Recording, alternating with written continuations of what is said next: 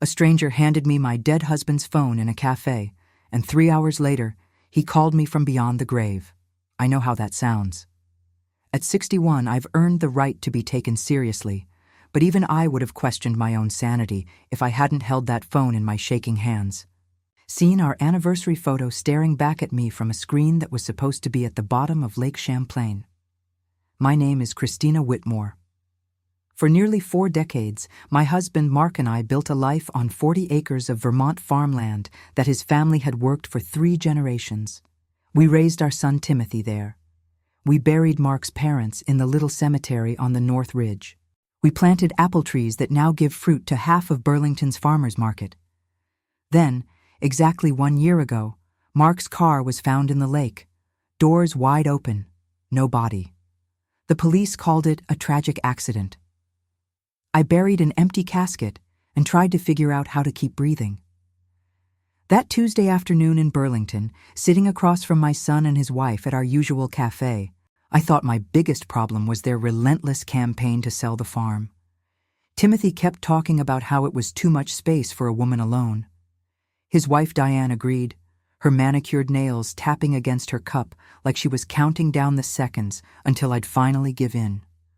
But when that gray-haired woman sat down at my table the moment they stepped away, when she looked at me with fear in her eyes and pushed that purple box across the table, when she told me I'd need it at exactly 11:15 that night and whispered that I shouldn't trust anyone, everything I thought I knew about my husband's death shattered.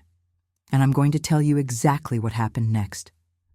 The drive back from Burlington felt longer than usual.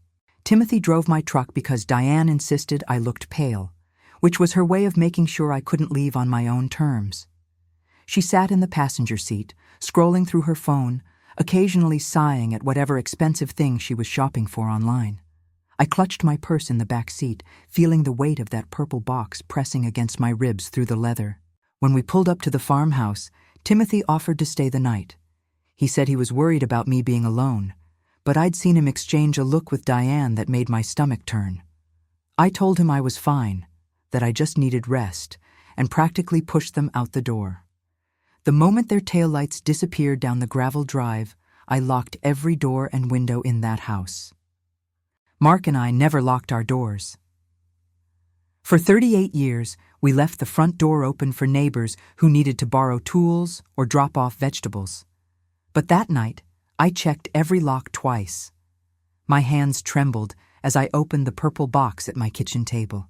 The paper tissue crinkled loud in the silent house. And there it was, Mark's phone. I'd recognize it anywhere.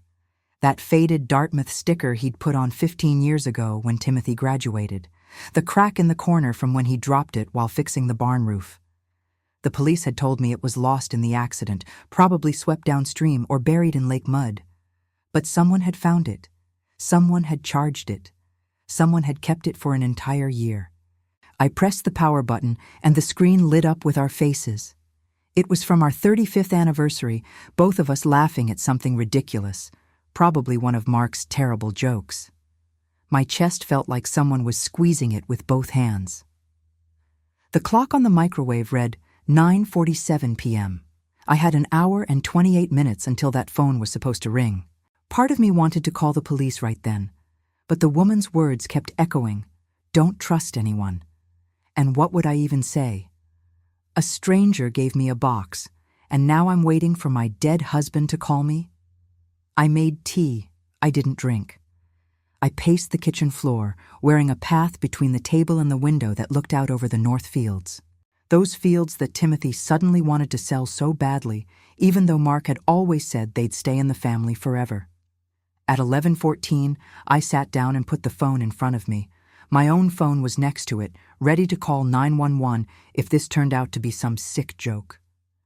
The farmhouse was so quiet I could hear the old furnace kicking on in the basement, the wind moving through the bare November trees. Then, at exactly 11:15, Mark's phone rang. The ringtone was "Born to Run" by Springsteen. He'd had that ringtone for 20 years, said it reminded him of when we were young and stupid and drove across the country in a beat-up Chevy. I answered. There was silence first, then breathing, heavy and distorted. My mouth went dry. I almost hung up. Then the voice came through. It was altered, mechanical sounding, but underneath all that electronic distortion, I heard something that made every hair on my body stand up.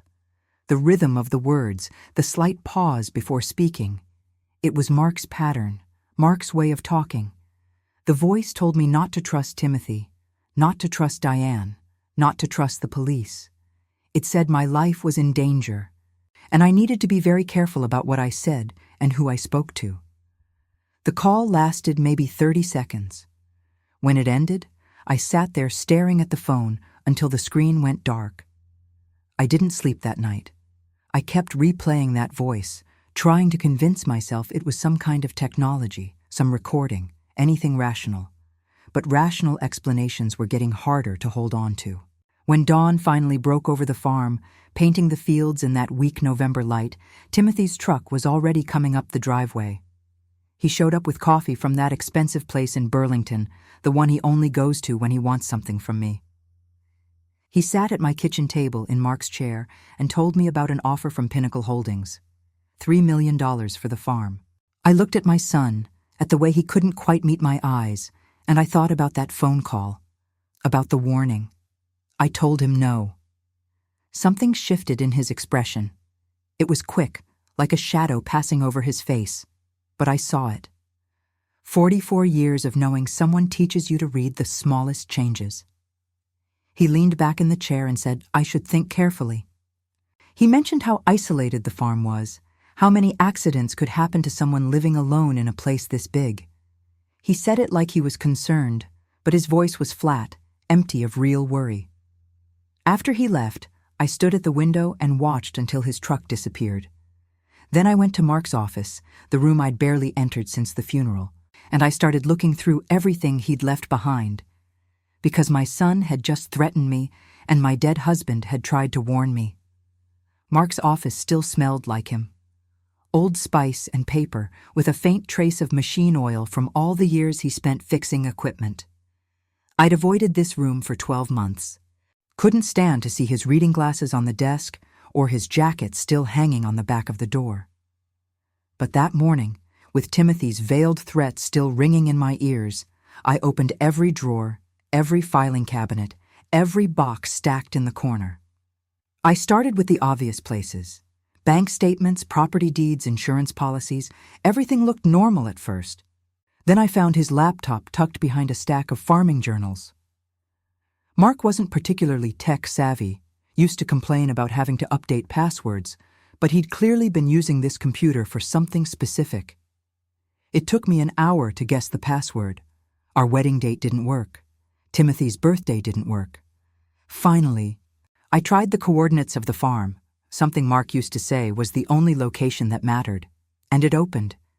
The email account made my blood run cold.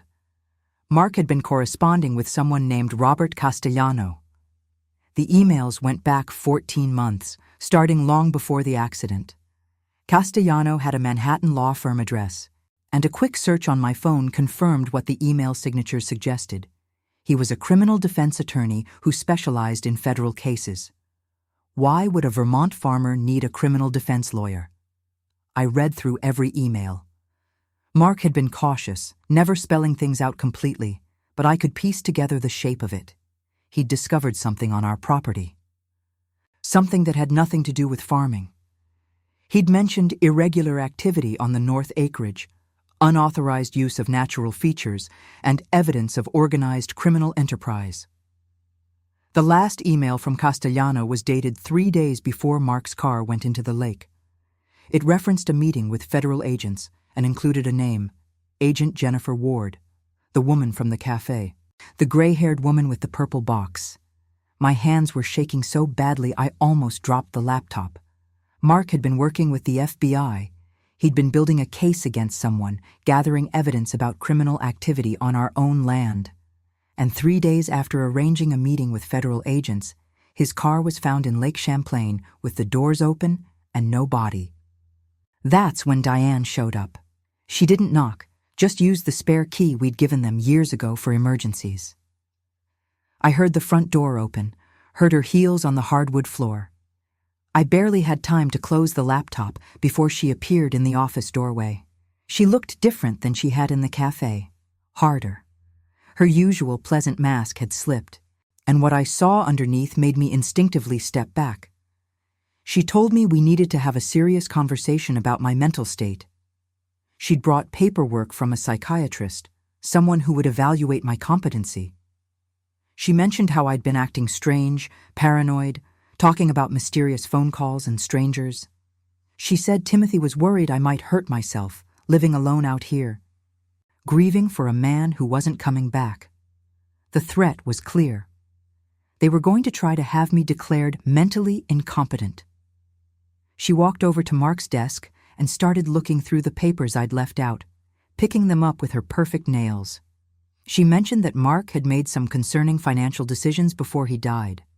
Large withdrawals of cash, payments to people in New York. She implied he might have been having some kind of breakdown, that maybe his death wasn't the accident everyone thought. She was trying to rewrite history, make Mark look unstable, make me look unstable, make everything that might come to light look like the paranoid delusions of a grieving widow. After she left, I sat in that office for a long time. The laptop was still warm on the desk. Mark's jacket still hung on the door, and suddenly, I understood what had happened. Mark had discovered that someone was using our property for criminal activity. He'd gone to the FBI, he'd hired a lawyer, he'd been building a case, and someone had killed him for it. The question was who? Who had he been investigating? Who had enough to lose that they'd murder a 60-year-old farmer? That night, the phone rang again at 11:15. This time, the distorted voice gave me specific instructions. It told me to think about what happened a year before the accident, to think about who had been spending more time at the farm, who had been asking about the North property, who suddenly had money problems that mysteriously improved. I didn't need to think hard. A year before Mark died, Timothy had started visiting more often. He'd been walking the property lines, particularly up near the old stone wall on the north acreage. He'd asked about the caves there, the natural limestone formations that Mark's grandfather had discovered back in the 1940s. And Timothy had been drowning in debt. Diane's spending habits were legendary. The designer clothes, the expensive car, the house in South Burlington that was way beyond what a middle manager at a medical supply company could afford. Then, about 18 months ago, Timothy had started paying things off. Suddenly, they could afford a second home in Florida. Diane was shopping in New York City. Timothy had bought a boat he kept at the marina. I thought about those caves, about how remote they were, about how you could access them from the old logging road that most people didn't know existed, about how perfect they'd be for storing things you didn't want anyone to find. My son wasn't just trying to sell the farm. He was trying to protect himself. Because Mark had figured out what Timothy was doing with those caves, and Mark had died for it. The voice on the phone told me the truth was buried. It told me to be careful. It told me that I wasn't safe, not yet, but that someone was watching out for me. After the call ended, I sat in the dark kitchen and let myself feel the full weight of it. My husband was dead because of our son. My son had threatened me. My daughter-in-law was trying to have me declared incompetent. And somewhere out there, federal agents were building a case using information Mark had died to protect. I was 61 years old. I'd spent most of my life taking care of other people, putting everyone else first. But sitting there in the darkness, feeling the cold November wind rattle the windows, something hardened inside me. They thought I was just a grieving widow. They thought I'd be easy to manipulate, easy to scare, easy to silence. They were about to learn otherwise. The next morning, I played the part they expected. When Timothy called to check on me, I let my voice shake a little. I told him I'd been thinking about his offer, that maybe he was right about the farm being too much for me alone.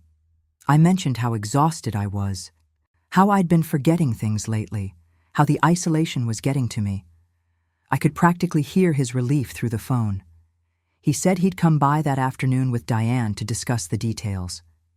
He used that soft voice people reserve for children and the elderly, told me I was making a smart decision. After I hung up, I went back to Mark's office and kept digging. This time, I knew what I was looking for. I found the property surveys Mark had commissioned 18 months ago. He'd hired a geological consultant to map the cave system on the north acreage. The report was technical, full of terms I didn't understand, but the diagrams were clear enough. Those caves were extensive, with multiple chambers and 2 separate entrances. One near the stone wall, another accessed through what looked like an old root cellar that had been on the property since the 1800s. Perfect for hiding something, perfect for moving things in and out without being seen from the main road. I found receipts for trail cameras Mark had purchased, 4 of them. He'd been documenting activity on that north section, gathering evidence. But the cameras weren't in his office, and I hadn't seen them anywhere in the house. When Timothy and Diane arrived that afternoon, I had tea ready. I'd even put out the good china, the set that had been Mark's grandmother's. I fussed over them, played the grateful mother, let Diane pat my hand like I was a confused old woman who needed guidance. They brought more papers, purchase agreements, contracts with Pinnacle Holdings, financial projections. Timothy spread them across the kitchen table, explaining everything slowly, emphasizing how much money $3 million was, how secure I'd be. I asked simple questions, smiled at the right moments. Let them think I was following along just barely, that I was overwhelmed but compliant. Then I asked about the timeline. When would the sale go through? How long before I'd need to move out? Diane jumped on that question. She'd already found me a lovely assisted living facility in Burlington. Just temporary, of course, until I figured out what I wanted to do. She had brochures, glossy pages showing happy seniors playing bingo and doing watercolor paintings. The facility specialized in memory care. I looked at those brochures and realized they'd been planning this for months. The sale, the competency evaluation, the facility, they had every step mapped out. Once I was declared incompetent and moved into memory care, Timothy would have power of attorney. He'd sell the farm, control the money, and I'd be locked away in a place where no one would believe anything I said. I told them I needed time to think, just a few more days. Timothy's jaw tightened, but Diane put her hand on his arm. She assured me that was fine, that I should take all the time I needed. But her eyes were calculating. She was wondering if they needed to speed things up, if I was stalling for a reason. After they left, I searched the property. Started with the barn, moved to the equipment shed, checked the old workshop. Finally, in the back of the chicken coop, which hadn't housed chickens in 5 years, I found a plastic container buried under moldy hay. Inside were Mark's trail cameras. My hands shook as I pulled out the memory cards. 4 cameras, 4 cards, thousands of photos and videos. I took them inside and loaded them onto the laptop one by one. The first camera had been positioned near the stone wall. For months, it had captured nothing but deer and the occasional fox. Then, about 16 months ago, vehicles started appearing, trucks mostly. They'd come at night, headlights off, following the old logging road. Men in dark clothes unloading boxes, carrying them toward the cave entrance. The second camera was closer, angled at the cave opening itself. I recognized one of the men immediately. Frank Hardwick, the local detective who'd handled Mark's case.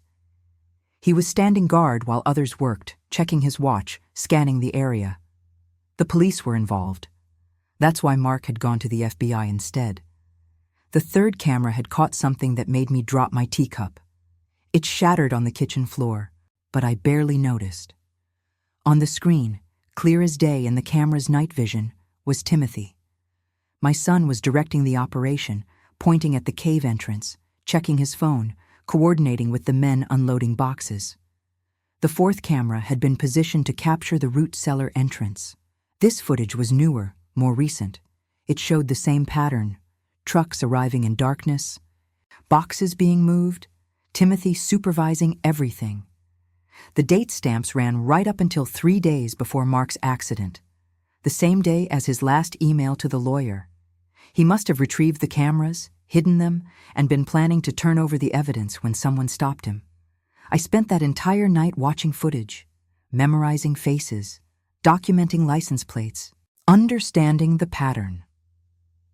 The trucks came every 2 weeks, always on Thursday nights, always between midnight and 3 in the morning. It was Tuesday, which meant they'd be coming again in 2 days. The phone rang at 11:15, right on schedule. This time, the distorted voice asked if I'd found what Mark had left for me. I said yes. It told me to be ready, that help was coming, but that I had to play my part perfectly. I had to make them think I was giving up, giving in. I asked who was speaking. The voice didn't answer that question. Instead, it told me that Mark had made a recording before he died, that he'd explained everything, but that the recording was hidden where only I would think to look. After the call ended, I sat in the darkness of my kitchen and thought about Mark, about all the places that were meaningful to us, all the spots on this farm that had stories attached. And then I knew, the rose garden, my mother's rose garden, out behind the house. We'd spread her ashes there 15 years ago.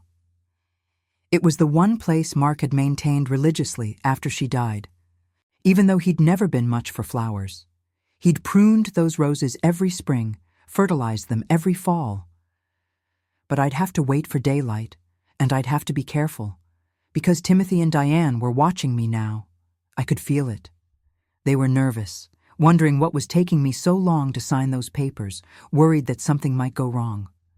They should have been worried, because the confused old woman they thought they were manipulating had just spent the entire night watching video evidence of my son's criminal enterprise. And I was done playing weak. Mark had died protecting this information. He died trying to do the right thing, trying to stop our own son from destroying everything we'd built. Now it was my turn. Wednesday morning, I went into town, made a show of it, drove slowly, waved at the neighbors, stopped at the pharmacy, the grocery store, the bank. Let people see me looking tired and confused. Let them see exactly what Timothy and Diane wanted them to see. But at the bank, I did something they wouldn't expect. I spoke privately with Margaret Chen, who'd been handling our accounts for 20 years. I didn't tell her everything, couldn't risk word getting back to the wrong people. But I updated my will, made it very clear that under no circumstances was Timothy to have power of attorney, that if anything happened to me, the farm was to be held in trust and managed by Mark's sister Sarah in Oregon. Margaret looked concerned, started to ask questions, but I just patted her hand and told her I was being cautious. Smart women in their 60s learn to protect themselves. She understood that. I also withdrew $10,000 in cash. Told Margaret I wanted to have emergency money at home, just in case. She processed it without argument, though I saw the worried glance she gave me. Let her worry. Let everyone think I was getting paranoid in my grief. It was better than them knowing the truth. That afternoon, I made the calls I should have made a year ago. Started with the Vermont State Police, asked to speak to someone about Mark's accident investigation. They transferred me 3 times before I got a sergeant who barely remembered the case. I asked careful questions, made it sound like I was just a widow looking for closure. He told me the investigation was closed, that there was no evidence of foul play, that sometimes accidents just happened. I asked who the lead investigator had been. He confirmed what I already knew, Detective Frank Hardwick from Burlington Police. The same man I'd seen on those trail camera videos, standing guard while criminals used my property. After that call, I drove out to the North Acreage. Took the main road this time, wanted to see it in daylight, understand the layout better. The old logging road was barely visible unless you knew where to look. The stone wall was ancient, probably built in the 1800s when this was all sheep pasture. Beyond it, the cave entrance was hidden by overgrowth and fallen trees. I didn't go close. Couldn't risk leaving tire tracks or footprints if someone was watching. But I studied the area, memorized the sight lines, understood why Mark had positioned his cameras where he had. That evening, Timothy called, asked if I'd made a decision yet. I told him I was almost ready to sign, I just wanted one more night in the house, wanted to say goodbye properly. He sounded suspicious, but Diane must have been coaching him because he softened. Told me to take my time, that they understood this was hard for me. The lie came so easily to him, like he'd had practice. After dark, I went out to the rose garden, brought a flashlight and a small spade. Told myself I was just checking on the plants. If anyone was watching the house, that's all they'd see. An old woman tending her mother's roses. The earth was cold and hard. November in Vermont wasn't the best time for digging, but I remembered exactly where we'd spread Mom's ashes. The largest rose bush, the one that bloomed deep red every summer. Mark had planted an antique climber there. Said it reminded him of the roses his grandmother used to grow. I dug carefully, methodically. 6 inches down, my spade hit something solid. It was a metal box, the kind people use for fireproof document storage. I pulled it free, brushed off the dirt, and carried it back to the house without opening it. Couldn't risk anyone seeing light in the garden. Couldn't risk showing my hand too soon. Inside, with all the curtains drawn and only the kitchen light on, I opened Mark's final gift to me. There were documents, copies of everything he'd sent to Castellano, the lawyer, property surveys, photographs of the cave system, financial records showing payments from a company called Northeast Distribution Services, which a quick online search revealed didn't legally exist. But the payments had gone to an account in Timothy's name. There was also a USB drive and a letter. I plugged in the drive first. It contained more footage from the trail cameras, but also something else. Video that Mark had recorded himself, sitting in this very kitchen, probably in the middle of the night while I slept. He looked exhausted in the video. Older than I remembered. He explained everything in his calm, careful way. How he'd noticed unusual wear on the logging road. How he'd investigated and found evidence of regular traffic to the caves. How he'd set up cameras and discovered what Timothy was doing. The caves were being used as a storage and distribution point for a drug operation. Cocaine primarily, moving up from New York City to Montreal. The location was perfect, remote, private property, accessible from multiple routes, with natural concealment. Timothy had offered the space to someone connected to a Mexican cartel in exchange for a percentage. $200,000 a year for letting them use caves that most people didn't even know existed. Mark had spent months gathering evidence. He'd contacted the FBI, specifically Agent Jennifer Ward, who specialized in cartel operations. They'd been planning a coordinated raid, timing it for maximum impact. Mark was going to testify. He was going to help put away not just Timothy, but the entire distribution network. Then, 3 days before the raid, someone had tipped off the cartel. Mark's car had been forced off the road and into the lake. They'd made it look like an accident, but Mark knew what was coming. That's why he'd hidden everything. That's why he'd recorded this video. His face filled the screen as he looked directly at the camera, directly at me. He told me he was sorry. Sorry for not telling me sooner, for trying to handle it alone, for putting me in danger. He said that if I was watching this, it meant something had happened to him. He told me to take everything to Agent Ward. He gave me her direct number. He told me to trust her and no one else. Then he said something that broke me.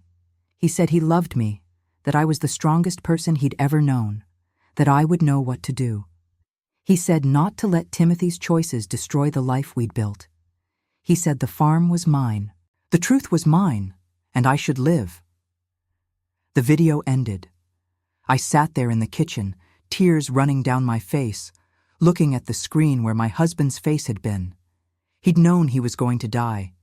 He'd prepared for it, and he'd trusted me to finish what he'd started. The phone rang. Not Mark's phone this time, my own. I didn't recognize the number, but something made me answer. The voice on the other end was female, professional, not disguised. She identified herself as FBI agent Jennifer Ward. She said we needed to meet, that she knew I'd found Mark's evidence, that she'd been watching the situation develop. She asked if I was somewhere safe. I told her I was home, alone. She told me to pack a bag and meet her at a specific location in an hour. She said things were going to move quickly now, that we couldn't wait any longer. She said Timothy and his associates had noticed my behavior was off, and they were planning to move up their timeline. I asked what she meant. She told me they were planning to handle me the same way they'd handled Mark. I had an hour to decide if I was going to run or fight. I didn't pack a bag. Instead, I called Sarah, Mark's sister in Oregon. It was 3 hours earlier there, still afternoon. She answered on the second ring, sounding surprised to hear from me. We hadn't talked much since the funeral. She'd offered to come stay with me, but I'd said I needed space. Now I needed her more than I'd needed anyone. I told her everything. The whole story, start to finish. The phone calls, the evidence, what Timothy had done, what Mark had discovered. She listened without interrupting, which was Sarah's way. She'd always been the steady one, the problem solver. When I finished, she was quiet for a long moment. Then she said she'd be on the first flight out in the morning. She said I should meet with Agent Ward, but I should also have a backup plan. She reminded me that she'd been a paralegal for 30 years before retiring, that she knew how these things worked. She told me to document everything, to make copies of copies, to create a paper trail that couldn't be erased. She also told me to change the locks on the farmhouse, immediately. Take away Timothy's keys, his access, his assumption that he could walk in whenever he wanted. I met Agent Ward at a rest stop 20 miles outside Burlington. She was alone, driving an unmarked sedan, wearing jeans and a heavy jacket. She looked exactly like the woman from the cafe, but without the fear in her eyes. This version was all business, controlled and competent. We sat in her car while she showed me her credentials. FBI, Organized Crime Division, specializing in cartel operations in the Northeast.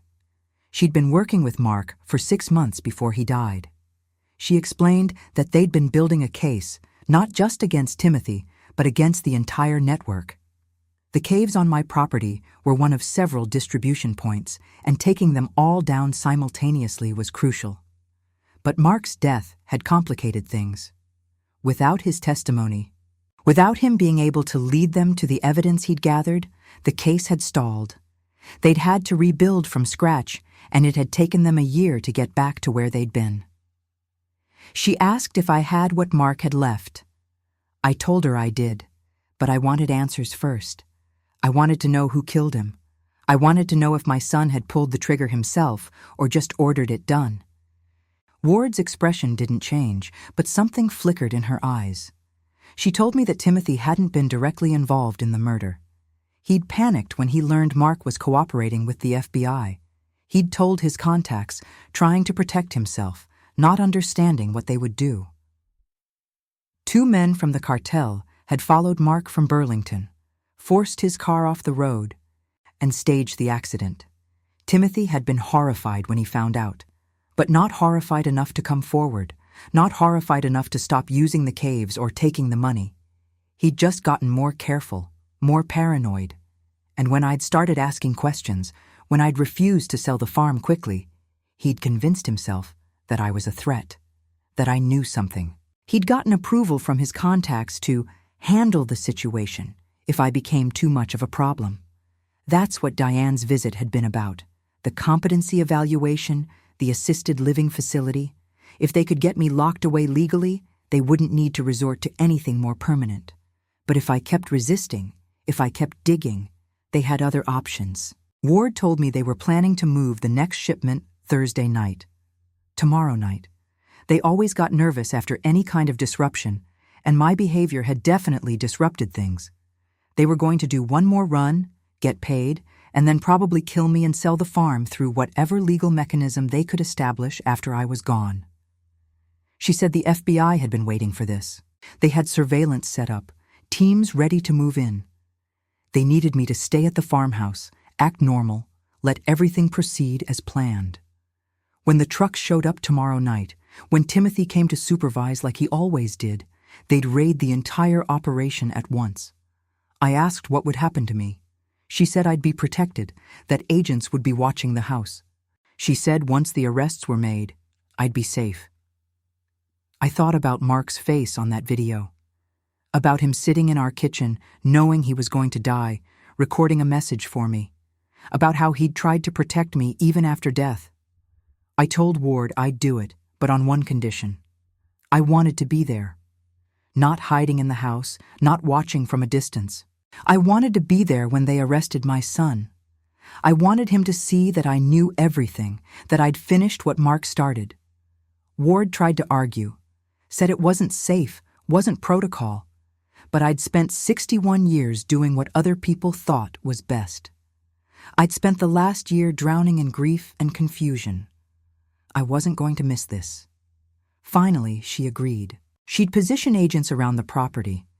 When the trucks arrived, when everyone was in place, I'd be allowed to confront Timothy before they moved in. 2 minutes, she said. That's all I'd get. I told her that was all I needed. We went over the plan in detail. Timing, positioning, what to do if something went wrong. She gave me a phone, a burner she called it, that connected directly to her. She told me to keep it on me at all times. She also gave me a vest, a bulletproof vest that was surprisingly light. She told me to wear it under my coat tomorrow night. Before I left, I gave her copies of everything. The documents, the USB drive, the trail camera footage. She already had most of it.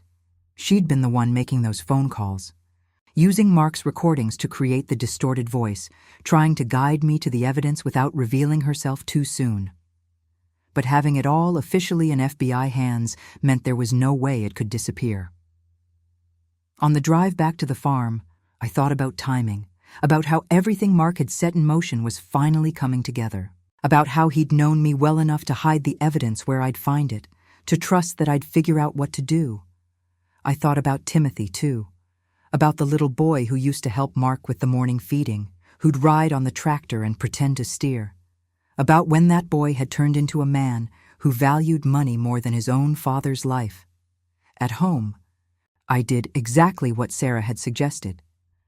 I called a locksmith in Montpellier, far enough away that word wouldn't spread locally.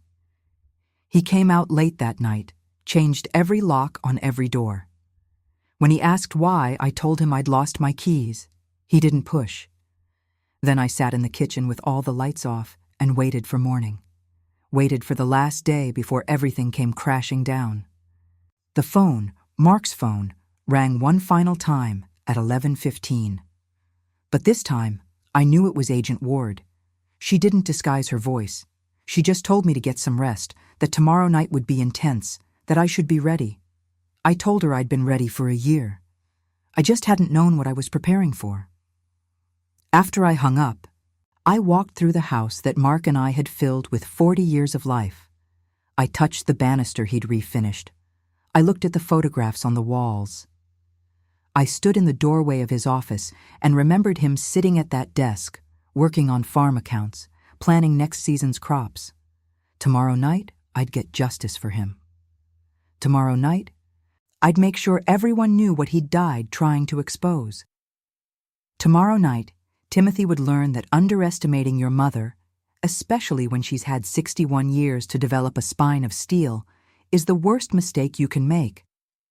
I finally managed to sleep for a few hours, and when I woke up Thursday morning, I was ready for war. Thursday crawled by like time itself was holding its breath. I spent the morning doing ordinary things, laundry, cleaning, organizing the kitchen. If anyone was watching, they'd see exactly what they expected. A lonely widow keeping busy, filling empty hours. But every movement was calculated. I was preparing the house for what was coming. I cleared sight lines from the windows. I made sure the outdoor lights were all functioning. I left the curtains in the front room open just enough that anyone approaching would be visible from inside. Timothy called around noon. His voice was tight, controlled. He asked if I'd made my final decision about the farm. I told him I had, that I'd sign the papers tonight if he wanted to come by around 8. I kept my voice uncertain, apologetic, exactly the tone of a woman who'd been worn down. He agreed immediately. Too immediately. I could hear the relief and something else underneath, anticipation, maybe, or nervousness. He said he'd bring Diane, that they'd bring everything we needed to finalize the sale.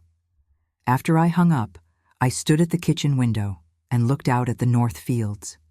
Somewhere up there, in those caves, was evidence of my son's crimes. In a few hours, federal agents would be swarming this property, and I'd be standing face to face with Timothy, letting him know that his mother wasn't the confused old woman he'd counted on. Agent Ward called at 2. She told me agents were already in position, hidden in the woods around the property. They'd been there since before dawn, setting up surveillance, preparing for the raid. The trucks were expected between midnight and 2 a.m. Timothy usually arrived an hour early to check the site and make sure everything was ready. She walked me through the plan again. Timothy and Diane would come at 8 for the signing. I'd stall them, keep them at the house. Ward wanted them away from the caves when the trucks arrived, wanted them unable to warn anyone. Around 11, I'd make an excuse, say I needed to walk the property one last time, something sentimental. I'd lead them toward the north acreage. The agents would be watching. They'd let the trucks arrive, let the unloading begin, get everyone on camera committing federal crimes.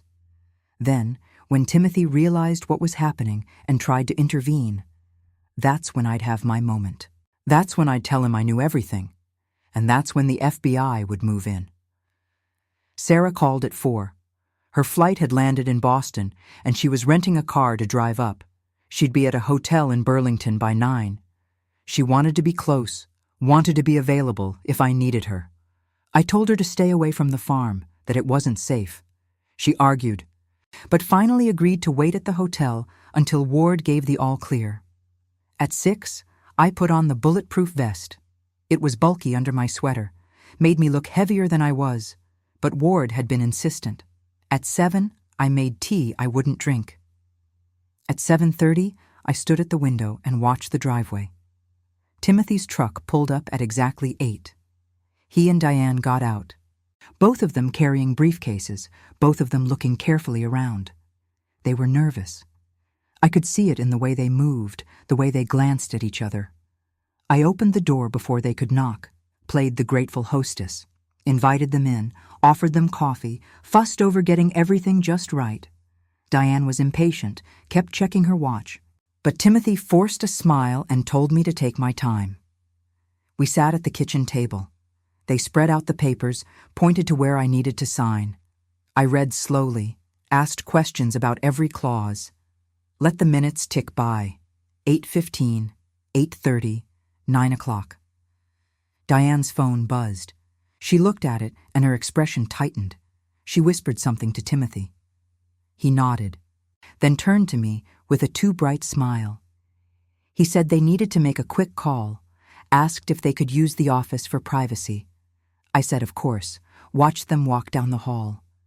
Heard the office door close. Heard their voices, low and urgent, through the old walls. They were getting updates. Someone was checking in, making sure the coast was clear for tonight's delivery.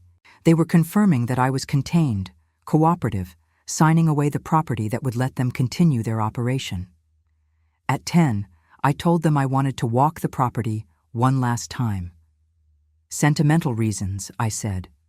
One final tour of the land Mark and I had worked for 40 years. I asked if they'd come with me, if they'd help me say goodbye properly. Diane started to refuse, but Timothy cut her off. He said it was a lovely idea, that it was the least they could do. But I saw the calculation in his eyes. He wanted me tired, emotionally drained, ready to sign without further questions. We bundled up. November nights in Vermont were brutal, and headed outside. I led them on a specific path, one that Ward and I had planned. Down past the barn, through the orchard, toward the north fields. The moon was nearly full, made everything visible in silver-blue light.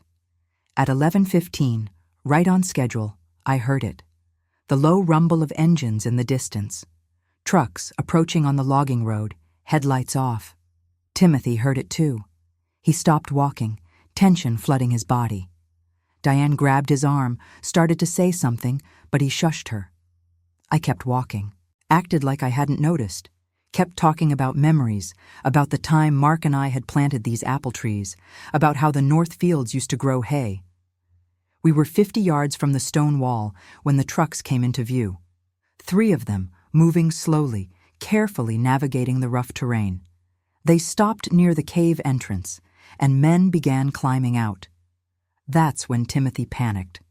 He told me we needed to go back to the house, right now, said it wasn't safe out here, started pulling on my arm, trying to turn me around. I stopped walking, looked at him directly, and said very clearly that I knew exactly what those trucks were doing here. His face went pale in the moonlight. Diane made a sound like she'd been hit. Timothy started to deny it, started to say I was confused, but I cut him off. I told him I knew about the caves, about the distribution point, about the money he'd been taking, about Agent Ward and the FBI investigation, about every single thing he'd done, including what had happened to his father. The trucks had stopped. Men were standing around them, starting to sense something was wrong. Timothy was backing away from me, his expression shifting from shock to something desperate. And that's when the lights came on. Floodlights positioned all around the north acreage, FBI agents emerging from the woods, vehicles moving in from multiple directions, a voice over a loudspeaker ordering everyone to freeze, to put their hands up, that they were under arrest. Timothy spun around, taking in the scene. The trapped trucks, the armed agents, the men from the cartel being thrown to the ground and handcuffed. He turned back to me, and for just a second, I saw my son again. I saw the boy who'd once trusted me completely, who'd thought his mother could fix anything. Then his expression hardened. He told me I'd just killed us both, that I had no idea what I'd done, that the people he worked with didn't forgive betrayal. I told him his father had known exactly what he was doing when he went to the FBI. I told him Mark had died protecting the integrity of this family, and I'd finished what he started. Diane tried to run, made it maybe 10 steps before agents caught her. She was screaming about lawyers, about how this was illegal, about how they couldn't prove anything. But they could. They had Mark's evidence, my testimony, the camera footage, and now they had an active crime scene with multiple suspects caught in the act. Agent Ward approached us slowly. She told Timothy he was under arrest for conspiracy to distribute controlled substances, racketeering, and accessory to murder. She told him he had the right to remain silent, but that she doubted he would use it. She was right. As they put handcuffs on him, he started talking, started trying to explain, to justify, to minimize.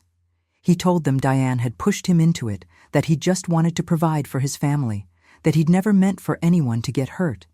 He was still talking as they led him to a federal vehicle, still making excuses as they drove him away. I stood there in the cold November night and watched the farm light up with federal activity. Crime scene techs documenting everything, agents processing suspects, the caves being sealed pending full investigation. Ward came over to me and asked if I was okay. I told her I was, told her I'd been okay since the moment I found Mark's phone in that purple box. She said I should be proud, that what I'd done tonight would take down an entire distribution network, would save lives, would stop poison from moving through our community. I told her I wasn't proud. I was just finished. The interrogation room was nothing like the ones on TV. Just a plain conference room at the Burlington FBI office with fluorescent lights and government-issue furniture. They'd brought me here after the raid, kept me separated from Timothy and Diane, given me coffee I didn't drink, and a sandwich I couldn't eat. Agent Ward sat across from me with another agent, a man named David Hall, who apparently had been working Mark's case from the beginning. They needed my full statement, every detail from the moment the woman approached me in the cafe until tonight's arrest. I walked them through it chronologically. The purple box, the phone calls, finding Mark's laptop, the trail cameras, the buried evidence. I handed over everything I had, copies of documents, photographs, the recordings Mark had made. I told them about Diane's threats, about Timothy's veiled warnings, about how they'd planned to have me declared incompetent. Hall took notes while Ward asked questions. She wanted to know if Mark had ever indicated how he'd first discovered the cave operation. I told her about the geological survey, about how he'd always been methodical about property management. He must have noticed the wear on the logging road, seen signs that someone was using that remote section of our land. Then Ward told me something I hadn't known. Mark hadn't just discovered it randomly. Someone had tipped him off. Someone inside the organization who'd had a crisis of conscience, who'd sent an anonymous letter to the farmhouse warning that our property was being used for criminal activity. They'd never identified who sent that letter, but it had started everything. Mark's investigation, his contact with the FBI, the gathering of evidence that would eventually cost him his life. Around 3 a.m, Timothy asked to speak to me. Ward advised against it, said I didn't have to see him, that anything he wanted to say could go through lawyers. But I needed to hear it, needed to know if there was any remorse in him, any understanding of what he'd done. They brought him in wearing an orange jumpsuit and handcuffs. He looked smaller somehow, diminished. The federal processing had stripped away his usual polish. No expensive watch, no designer clothes, just a middle-aged man facing serious prison time. He sat down across from me and didn't say anything for a long moment. Just stared at the table between us. Finally, he asked how I'd figured it out. I told him his father had figured it out, that Mark had spent months documenting everything, building a case, trying to find a way to save his son even while preparing to testify against him. I told him about the videos Mark had made, about how he'd begged Timothy to stop, to turn himself in, to make things right before it was too late. Timothy's expression cracked. He told me Mark had come to him 3 days before the accident, had shown him some of the evidence, given him one last chance to cooperate with the FBI, had promised to help him, to testify on his behalf if he'd just stop and tell the truth. But Timothy had panicked. He'd told his contact in the cartel that his father was cooperating with federal agents. He'd thought they'd just move the operation, find a different location. He'd thought he was protecting himself. He hadn't understood that they'd see Mark as a threat that needed to be eliminated. I asked him if he knew they were going to kill his father. He swore he didn't, and maybe that was true. Maybe he really was that naive, that self-absorbed. Maybe he'd convinced himself that people who trafficked cocaine across international borders would show mercy to a farmer who'd discovered their operation. He asked me what was going to happen to him.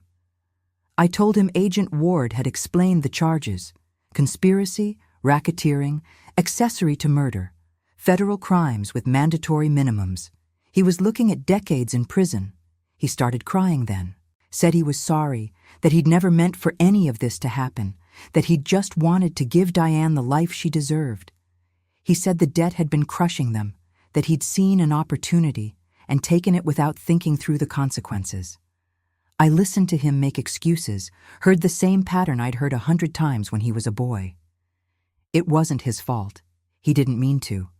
He'd just made a mistake. Except this wasn't a broken window or a failed test. This was murder.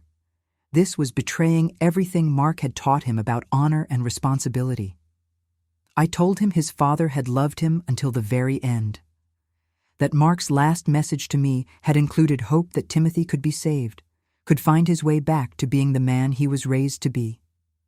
I told him Mark's final act had been trying to protect both of us, even knowing what Timothy had become. Then I stood up and told him I was done. Done enabling his excuses. Done protecting him from consequences. Done being the mother who made everything okay. I walked out of that interrogation room and didn't look back. In the hallway, Ward was waiting. She told me Diane had already made a deal, was singing like a canary about everything she knew. She'd given them names, dates, financial records. She was trying to save herself by burning everyone around her, including Timothy. Ward said Timothy's lawyer would probably push for a plea deal. He'd cooperate, testify against the cartel members, take his reduced sentence, probably 15 to 20 years instead of life. I asked about Detective Hardwick, the local cop I'd seen on Mark's videos. Ward said they'd arrested him at his home. He'd been taking payments to provide advance warning of any law enforcement interest in the area. He was looking at his own federal charges. The whole network was coming down. The raid had been coordinated across 3 states. 23 arrests total, including several high-ranking cartel operatives who'd been using the Vermont to Canada corridor for years. Sarah arrived at the FBI office around 5 in the morning. She swept in like a force of nature, demanded to see me, wouldn't take no for an answer. When they finally brought her to the conference room where I'd been waiting, she just wrapped me in a hug and held on. She told me I'd done exactly what Mark had trusted me to do, that I'd been strong when it mattered most, that she was proud of me. We left the FBI office as the sun was coming up over Lake Champlain, the same lake where Mark's car had been found, the same water that had become his grave. Sarah drove me home to the farm, past news crews that were already setting up, past the sealed-off north acreage where evidence techs were still working. The farmhouse felt different, lighter somehow, even though nothing physical had changed. Sarah made me real breakfast, eggs and toast and strong coffee, while I sat at the kitchen table and watched the morning light spread across the fields. She told me she was staying. Not forever, but for as long as I needed. She'd already talked to her kids, made arrangements. She was going to help me figure out what came next. I told her what came next was living. Actually living, not just existing in the shadow of grief and betrayal. Mark had said in his video that the farm was mine, that the truth was mine, that I should live. So that's what I was going to do. 3 months later, the farm looks different. Not in any physical way. The buildings are the same, the fields are the same, even the north acreage looks normal now that they've finished processing the crime scene and sealed those caves with concrete. But it feels different. Like something heavy has been lifted, like the property can breathe again. Timothy took the plea deal. 15 years in federal prison with possibility of parole after 12. Part of the agreement was full cooperation, testimony against every cartel member he'd worked with, detailed records of every transaction, every shipment, every payment. The prosecutors told me his information had been crucial in dismantling the entire northern distribution network. I don't visit him. Maybe someday I will. But not yet. The wound is too fresh, the betrayal too deep. His lawyer sends updates through Sarah. He's doing okay, staying safe, working in the prison library. Diane got 8 years. She's in a minimum security facility in Pennsylvania, far from Vermont. Her parents hired expensive lawyers who managed to argue she'd been manipulated, that Timothy had controlled everything. Maybe that's partially true. I don't care enough to figure it out. Detective Hardwick got 12 years. The FBI found evidence he'd been on cartel payroll for almost 3 years, had compromised multiple investigations, had actively helped them avoid law enforcement. He's the reason Mark's death was so quickly ruled an accident. He made sure the investigation went nowhere. The real shock came when they identified Mark's killers. 2 men from a Mexican cartel, both already in custody on other charges. They'd been arrested in a DEA operation 6 months ago in Texas. Now they've been charged with Mark's murder. Ward told me the case is solid. They found evidence in one of the men's phones, messages confirming the hit, discussing how they'd forced Mark's car off the road. The trial is set for next year. I'll have to testify. I'm ready. Sarah moved into the spare bedroom and never left. We've turned this place into something Mark would have loved, a working farm again, but focused on organic vegetables and heritage breeds. We sell at the Burlington Farmers Market every Saturday. We hired 2 local kids to help with the heavy work.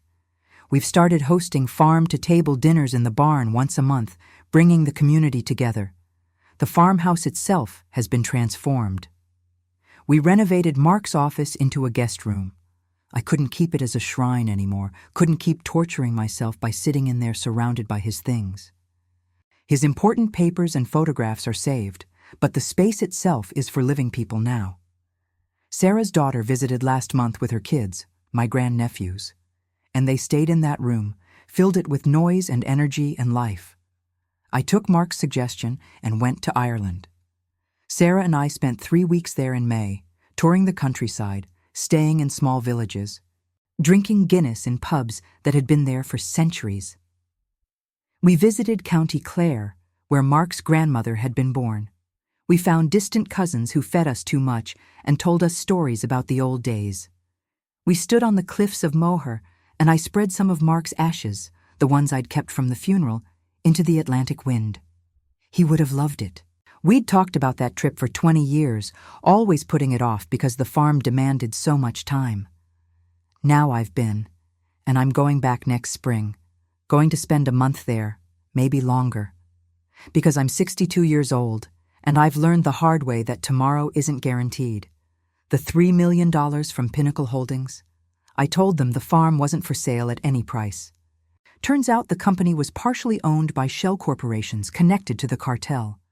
They'd wanted the property not just to continue using the caves, but to own the land outright, make themselves untouchable. The FBI seized their assets. They don't exist anymore. Instead, I've used the farm profits and some of Mark's life insurance to set up a foundation in his name. The Mark Whitmore Memorial Fund provides support for families dealing with drug addiction and helps fund rural law enforcement training. It felt right, using money that had come from his death to fight the kind of evil that had killed him. Agent Ward has become a friend. She stops by when she's in Vermont, usually brings coffee from that fancy place in Burlington. She told me the information from our case had led to 17 additional arrests across 4 states. The Vermont to Canada pipeline is essentially shut down. She said Mark would be proud of what we accomplished. I think he would be too. I think he knew what I was capable of, even when I didn't. He'd seen me raise Timothy, manage the farm, survive loss and heartbreak. He'd known that if anyone could finish what he started, it would be me. Some nights, I still hear Mark's voice. Not from that distorted phone call. I know that was Ward using his recordings. But in the quiet moments, when I'm sitting on the porch watching the sunset over the north fields, I swear I can hear him, telling me he loves me, telling me I did good, telling me to keep living, keep fighting, keep showing the world what a Vermont farm woman can do when someone pushes her too far. The hardest part isn't the betrayal anymore. It's the loneliness. 40 years of partnership doesn't just disappear because you've solved a mystery or gotten justice. I miss having someone to share coffee with in the morning. I miss the weight of another person in the bed. I miss having someone who remembers all the same old stories, who can finish my sentences. But Sarah helps, and the farm helps, and knowing that Mark's death meant something, that it stopped poison from moving through our community, that it protected other families from what we went through, that helps too. Last week, I got a letter from a woman in Montreal. Her teenage son had been addicted to cocaine, was buying from dealers connected to the network we'd helped dismantle. He's been clean for 4 months now. She said the reduction in supply in her area had made it harder for him to get drugs, had given him space to get into treatment. She thanked me, said her son was alive because of what I'd done. I cried when I read that letter. Cried because it made everything real in a way the arrests and convictions hadn't. 1 kid, 1 family, 1 life saved. That was worth everything. So this is where I am now, running a farm with my sister-in-law, watching seasons change, planning my next trip to Ireland, testifying at trials, speaking at community events about elder awareness and the warning signs of family manipulation. Living, actually living, for the first time in years. The purple box is in a drawer in my bedroom. I kept it, along with Mark's phone and the letter he wrote me. Sometimes I take them out and remember that afternoon in the cafe, how I had no idea what was coming, how I thought my biggest problem was a pushy son who wanted me to sell the farm. I was so naive. And maybe that naivety kept me alive in those early days, kept me from panicking or making obvious mistakes. Sometimes I wonder what would have happened if I'd gone to the police immediately, if I'd confronted Timothy right away. Ward says I probably wouldn't have survived, says the cartel was watching, waiting for any sign that Mark had left evidence behind. But I did survive. More than that, I won. We won. Mark and me together, even though he wasn't here to see it. And now I'm going to live the life he wanted for me. The one where I'm not just Mark Whitmore's widow or Timothy's mother. The one where I'm Christina, 62 years old, tougher than barbed wire. running a successful farm and helping my community and planning adventures I'd never have dared to imagine a year ago. If you're watching this, if you're hearing my story, I want you to understand something. They thought I was just an old woman, confused, vulnerable, easy to manipulate. They thought my age made me weak, made me stupid, made me helpless. They learned otherwise. And if someone in your life is treating you like you don't matter because of your age, because of your grief, because they think they can control you, remember what happened here. Remember that the quietest person in the room might be the strongest. Remember that underestimating someone is often the biggest mistake you'll ever make. The farm is still here. I'm still here. The truth is still here. And Mark's legacy isn't just in the fields he worked or the house he built. It's in the justice we got together, the lives we saved, the proof that love and integrity outlast greed and violence. Every morning, I make coffee and watch the sun come up over these 40 acres, and every morning I say thank you. Thank you to Mark for trusting me. Thank you to Agent Ward for finishing what he started. Thank you to Sarah for standing beside me. Thank you to everyone who believed that an old widow from Vermont could take down a drug cartel. Because I did. We did. And I'm not done yet. So tell me, where are you watching this from? What's your story? Have you ever had to fight for something everyone said you couldn't win? Drop a comment below. Hit that subscribe button if you want to hear more stories about ordinary people doing extraordinary things. And remember, you're stronger than anyone gives you credit for, especially yourself. The farm keeps going, life keeps going, and so do I.